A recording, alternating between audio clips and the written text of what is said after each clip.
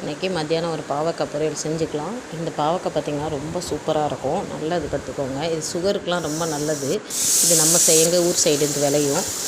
எங்கள் காட்டுகளெல்லாம் பார்த்திங்கன்னா எங்கள் நிலத்துலலாம் விளையும். இப்போதைக்கு வந்து நம்ம கடையில் தான் வாங்கியிருக்கிறோம். இப்போ இந்த பாவக்காய் பார்த்திங்கன்னா நல்லா மண்ணாக இருக்கும். ஏன்னா மழை நேரம் பார்த்திங்கன்னா அதனால் நல்லா வந்து தண்ணியில் அலசிட்டு அதுக்கப்புறம் பார்த்திங்கன்னா காம்பு மட்டும் அந்த இது மட்டும் ஆஞ்சிட்டு உப்பு போட்டு நம்ம வந்து வேக வச்சிடணும். ஃபஸ்ட்டு கொஞ்சமாக தண்ணி ஊற்றி இதில் பாவக்காயில் தண்ணி வரும். ஏன்னா இந்த பாவக்காய் அதலக்காயில் வந்து தண்ணி வரும். அதுக்கப்புறம் வேக வச்சு உப்பு போட்டு எடுத்து வச்சுட்டு அதுக்கப்புறம் கடுகு உளுந்தம்பருப்பு போட்டு வெங்காயம் போட்டு நல்லா வதக்கிட்டு அதுக்கப்புறமேட்டு நான் 100 பாவக்காய். இந்த பாவக்காய் பார்த்திங்கன்னா ரேட் ரொம்ப ஜாஸ்தியாக இருக்கும். பார்க்குறதுக்கு தான் அப்படி இருக்கும், ஆனால் ரொம்ப சுவையாக இருக்கும். கசப்பே இருக்காது. நான் பாருங்கள் பாவக்காயை கட் பண்ண மாட்டேன். இந்த பாவக்காய் பார்க்க பெருசாக இருந்துச்சுன்னா நீங்கள் நல்லா உப்பு போட்டு கொஞ்சமாக தண்ணி தெளித்து குலுக்கி அந்த மாதிரி வந்து நீங்கள் வந்து கரண்டி போட்டிங்கன்னா இதாயிரும். நல்லா வந்து வேக வச்சு எடுத்துட்டு தாளி போட்டிங்கன்னா கொஞ்சம் மிளகாத்தூள் போட்டு சூப்பராக வந்து தாளி போட்டிங்கன்னா ரொம்ப